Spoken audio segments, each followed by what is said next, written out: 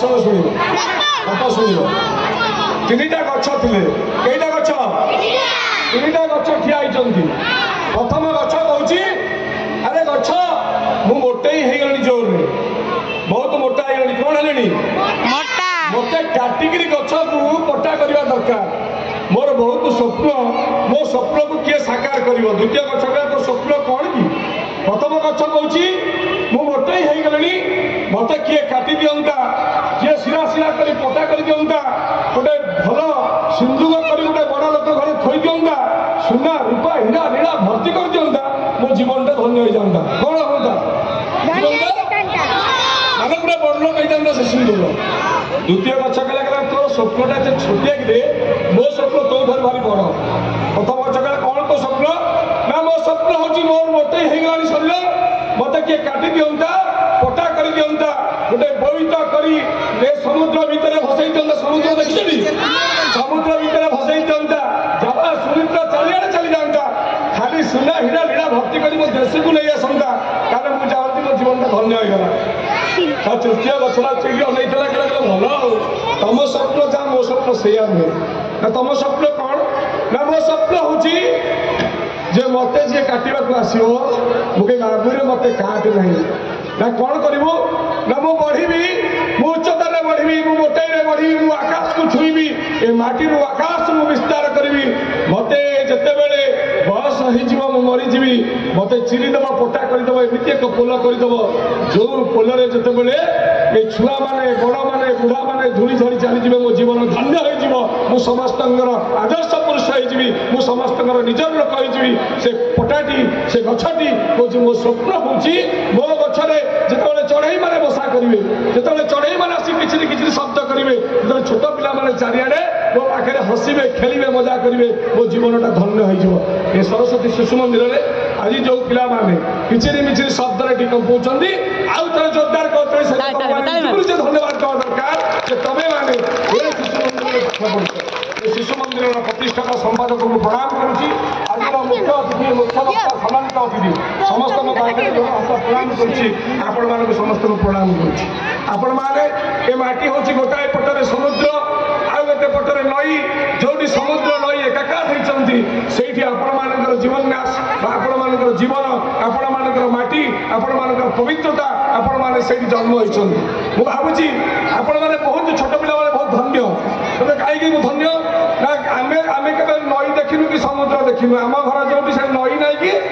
समुद्र ना केवल आम देखीचु खाली पहाड़ कि तुम नई की देखुच समुद्र को देखीच नई ठू कौन शिखुच ना नई कहूँ जे समुद्र नई पानी जिते पीले सागर मेटे ना तार शोष मथा पिटी जिते कांदिले जुआर रही जाए अवशोष जिते समुद्र सब नई पानी की पीऊँ ना पीऊनी कौन हूँ शोष मेटू नहीं से मथा पिटिक कौन कहूँ मोर आ कि रहीगला ये विद्यालय तुम्हें मैंने केतबेले बड़ हम तुम्हें केतबेले भल पाठ पढ़ तुम्हें केतबेले बड़ मनीष हम तुम्हें केतबेले संसार ठिया हम तुम्हें जो दिन गोटे भल आईएएस अफसर गोटे ओएएस अफसर गोटे भल मनीष गोटे सत्यनिष्ठ मनीष भल नेताटे भल वकिलटे भल पुलिसटे होगी ठिया हम से शिशु मंदिर हसब से माटी कह दिने मुझे माटी पाठ पढ़ई अक्षर लिखी बोली ए पिला माने आज बड़ हो ठिया होती तुम्हें बड़ हम कि नहीं केमिया बड़ हम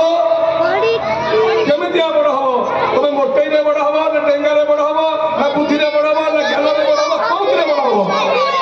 ज्ञान बड़ हम बुद्धि बड़ हम एवं तुम्हें कौन हवा चाहूच सब पिला कह किए कह डाक्तर किए कह इंजीनियर किए कह पुलिस कई कह भल लोक भल लोक किए हवा चाहूँ छात्र लोक भल लोक हम भल लोकर काम कौन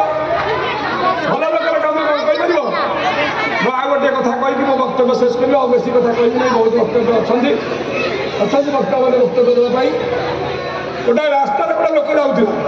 हठात कौन है आक्सीडेट होगा कौन है दुर्घटना होगा से रास्ता पड़ी कहीं उठाऊ ना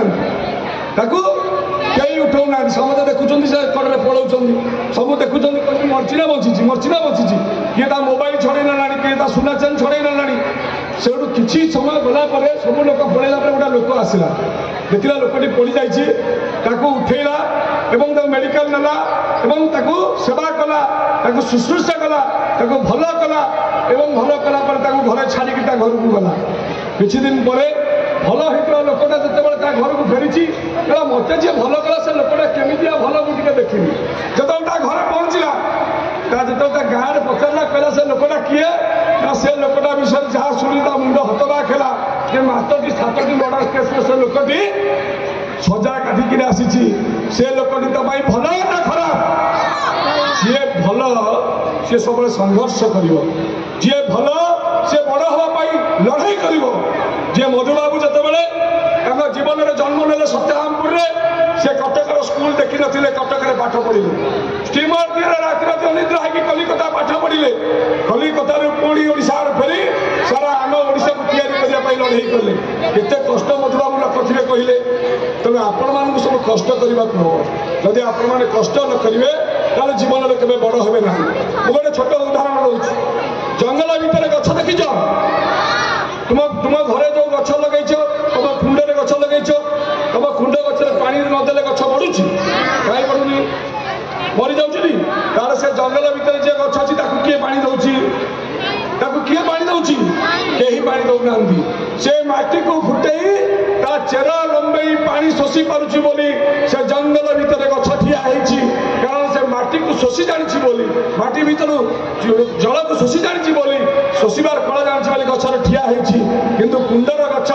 जो दिन तार मालिक जी लगे पानी दब ना से गछटी मरीज।